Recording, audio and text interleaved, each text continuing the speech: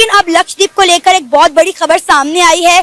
Tata group ने announce किया है कि वो लक्षद्वीप में इन्वेस्टमेंट करने जा रहे हैं 1000 करोड़ की। ऐसे में रतन टाटा और टाटा ग्रुप की ओर से एक बड़ा ऐलान किया गया है। ऐसे में रतन टाटा ने इस आइलैंड को खास तोहफा देने का ऐलान कर दिया है। ग्रुप की इंडियन होटल्स कंपनी लक्षद्वीप में 2 ताज ब्रांडेड रिजॉर्ट्स खोलने का ऐलान कर दिया है। ये प्रोजेक्ट साल 2026 में पूरा हो जाएंगे और पब्लिक के लिए भी ओपन हो जाएंगे। लक्षद्वीप में टाटा ग्रुप 2 ताज ब्रांडेड रिजॉर्ट बनाने जा रहा है अरबों रुपए का। विद इन 2 डेज में टाटा ग्रुप ने बिल्कुल ट्वीट भी कर दिया और सारी तैयारियां भी कर दी हैं और पूरा स्केच भी बना दिया है और जगह भी उन्होंने अलॉट कर दिया है। ये अब दूसरा चीमा साहब चीजें ये अब प्राइड देखें, प्राइड है इस वक्त, उसकी कभी पढ़े उसके क्रेडेंशियल्स क्या है। आप अभी 100 साल भी वहां नहीं पहुंच सकते जहां वो पहुंच चुके हैं, प्राइड के साथ, नेशनलिज्म के साथ। लेकिन nationalism took them to this point. Nationalism, pride. अगर टाटा ग्रुप और अंबानी चाहे ना तो उस जजीरे को खरीद लें। उनमें इतनी सख्त है, उनमें इतनी हिम्मत है, उनके पास इतना पैसा है कि वो मालदीव को ही खरीद ले। और जितना ज्यादा मालदीव्स बोल रहा है, ठीक है, हालात उतने ज्यादा मालदीव्स के लिए खराब हो रहे। जब अपनी पाली हुई बिल्ली म्याऊं बोलने लगती है ना और काटने के लिए उठ जाती है तो ज्यादा कुछ नहीं करना चाहिए। सिर्फ दूसरे दिन उसको दूध का प्याला नहीं देना चाहिए, बस बात खत्म हो जाती है। मालदीव के हवाले से मैंने आपको बताया था कि मालदीव, मॉरिशस, नेपाल, बर्मा, ये सारे आहिस्ता आहिस्ता चाइना से अब डॉलर लेते हैं और आंखें दिखाएंगे, इंक्लूडिंग पाकिस्तान। आहिस्ता आहिस्ता आंखें दिखाएंगे भारत को, उनको। हेलो दोस्तों, स्वागत है आपके हमारे YouTube चैनल टुडे फॉलो की को नई वीडियो में। दोस्तों, कभी आपने सोचा है कि एक पोस्ट से पूरा कंट्री हिल जाता है और एक कंट्री के 3 मिनिस्टर सस्पेंड हो जाते हैं और कंट्री का पूरा स्टॉक डाउन हो जाता है और वो पोस्ट मोदी जी की पोस्ट है। दोस्तों, मोदी जी के एक पोस्ट से पूरा कंट्री हिल गया है। दोस्तों, इस वक्त पूरे सोशल मीडिया पर यह ट्रेंड चल रहा है, चाहे वो फेसबुक हो, यूट्यूब हो या फिर इंस्टा हो, कोई भी हो, #बॉयकॉट मालदीव्स। और ये क्यों हुआ और कहाँ से शुरू हुआ? दोस्तों, मैं आपको बता दूं कि रिसेंट में क्या हुआ था। मोदी जी गए हुए थे लक्षद्वीप और वहां जाकर इन्होंने एक फोटो को पोस्ट किया और ये पोस्ट सब सोशल मीडिया पर किया और कैप्शन में लिखा कि हमारे इंडिया में इतने सुंदर आयरलैंड और बीचें हैं, फिर हमारे इंडियंस जितने भी बड़े बड़े स्टार्स हैं वो बाहर क्यों जाते हैं। बस ये ही लिखा था और इसमें किसी भी कंट्री का नाम नहीं लिखा था, मगर एक ऐसी कंट्री है जिसने अपने पे ले लिया और ये कंट्री ही मालदीव्स है। और यहाँ पर काफी अच्छी जगह है जहाँ पर टूरिस्ट जाते हैं और एक साल में इंडिया से 2 लाख लोग सिर्फ मालदीव्स घूमने गए हैं। और दोस्तों, 30% जो इकॉनमी है वो भारत की वजह से ही वहाँ डिपेंड करता है। और जब ये पोस्ट देखी गई तो वहाँ पर मालदीव्स के जो मिनिस्टर लोग हैं उनको जलन हुई और ट्वीट करने लगे और ट्वीट ये किया कि इंडियन जो है वो मालदीव्स का कभी भी कंपेयर कर ही नहीं सकता। और ये भारत के लोगों को बुरा लगा और उसके बाद ये ट्रेंड शुरू हो गया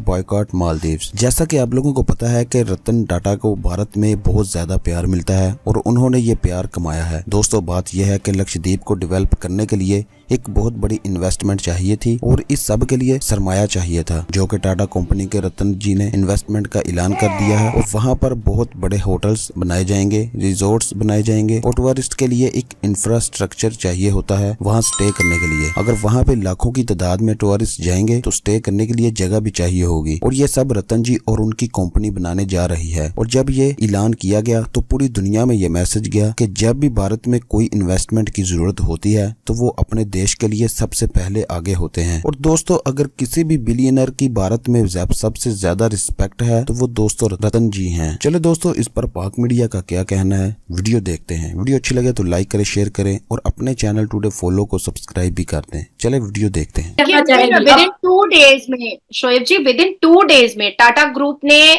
बिल्कुल ट्वीट भी कर दिया और सारी तैयारियां भी कर दी हैं और पूरा स्केच भी बना दिया है और जगह भी उन्होंने अलॉट कर दिया है। लक्षद्वीप में टाटा ग्रुप 2 ताज ब्रांडेड रिजॉर्ट बनाने जा रहा है अरबों रुपए का।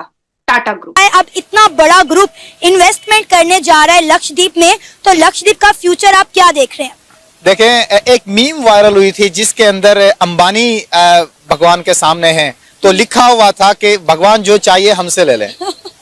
तो अगर टाटा ग्रुप और अंबानी चाहे ना तो उस जजीरे को खरीद लें। उनमें इतनी सख्त है, उनमें इतनी हिम्मत है, उनके पास इतना पैसा है कि वो मालदीव को ही खरीद ले। यार, 2 ग्रुप्स अगर आपको खरीद सकते हैं जो चांद पर जा चुके, कम से कम यार उनके नक्शे कदम पर तो चलो।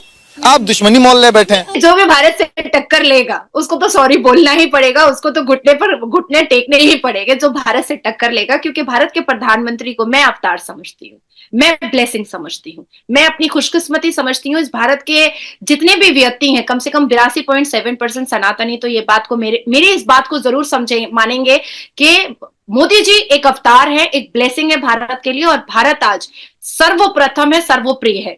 हाँ, ये मैं जरूर कहना चाहूंगी कि वाकई में मालदीव से कहीं गुना, करोड़ गुना बेटर तो लक्षद्वीप है। वाकई में मैं तो हॉट डॉग नहीं पसंद करती हूँ, मैं तो बर्गर नहीं पसंद करती हूँ, मैं तो घर का खाना ज्यादा पसंद करती हूँ। तो मुझे ऐसा लगता है कि मोदी जी ने जो बताया है, जो समझाया है और बंद अल्फाज में जो बताया है वो बहुत अच्छा है। अब मालदीव जो जाना चाहते हैं वो जा सकते हैं। बिल्कुल सही कह रहे हैं तार साहब, आपकी कंक्लूडिंग रिमार्क्स सही हैं कि ये नेशनलिज्म की बात है, प्राइड की बात है, और इट टेक्स डेकेड्स, ये कोई ओवरनाइट रातों रात ये जो है वो नहीं आती, और ये लौंडे लपाटों का भी बस का बात नहीं है। ये तो 3 मालदीव्स के लौंडे लपाटों ने मुश्किलात पैदा कर दी हैं, हालात खराब कर दिए। इग्नोर करना चाहिए उनको, इग्नोर करना चाहिए। हाँ, इग्नोर करना चाहिए, सही कह रहे हैं।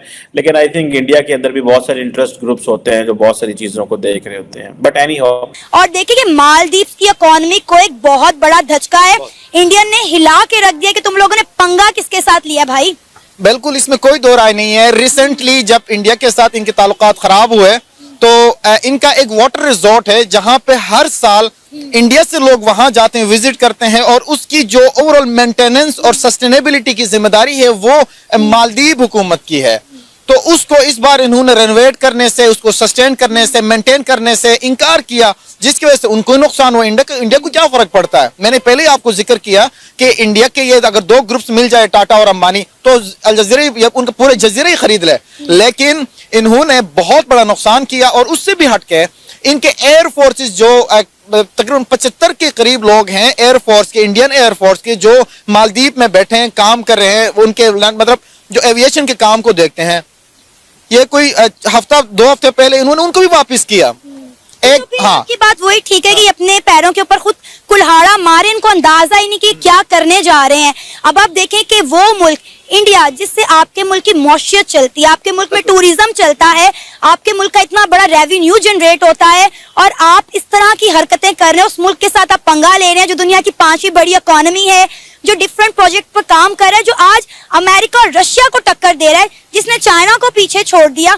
और आप एक छोटे से, अब आप देखें यहाँ से आप अंदाजा लगाएं कि सिर्फ नरेंद्र मोदी सिर्फ एक छोटे से जजीरे पे गए हैं लक्षद्वीप पर, वहां पे उन्होंने कुछ पिक्चर, जो उन्होंने कुछ कहा भी नहीं, कुछ नहीं कहा, पीएम मोदी ने कुछ नहीं कहा, सिर्फ उनकी कुछ पिक्चर्स वायरल हुई हैं, और वो मुआवजा चल गया लक्षद्वीप वर्सेस मालदीव, और मालदीव के जो वुज़रा थे वो आपे से बाहर हो गए, और मेरा ख्याल है शायद घबरा गए। घबराहट में आपको पता नहीं चला कि वो करने क्या जा रहे हैं। ये बेसिकली ना मोदी की वो जो एक तस्वीर जो चेयर पे बैठे उन्होंने ली है, जिसपे वो सोच रहे हैं कि यार करना क्या है इसका, वो एक तस्वीर मालदीव के लिए भारी पड़ गई है, जिसकी वजह से वो इतने डर गए कि वो उन्होंने अलग ऐलान कहा है कि भाई इंडिया हमारा दुश्मन है, हमने उनके साथ बना के नहीं रखना।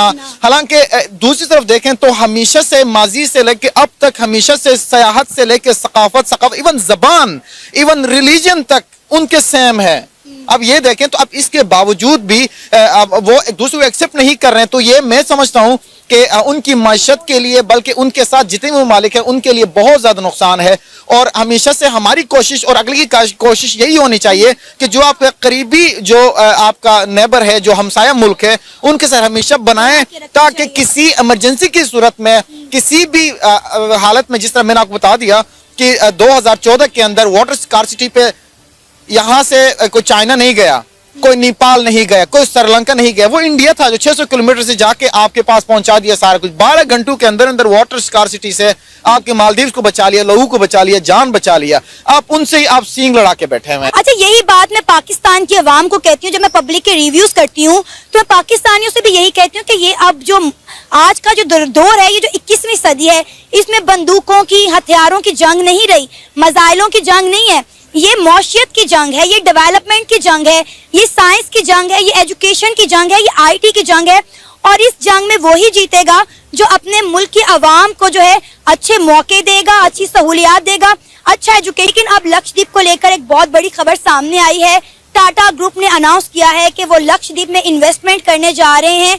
1000 करोड़ की। ऐसे में रतन टाटा और टाटा ग्रुप की ओर से एक बड़ा ऐलान किया गया है। ऐसे में रतन टाटा ने इस आइलैंड को खास तोहफा देने का ऐलान कर दिया है। ग्रुप की इंडियन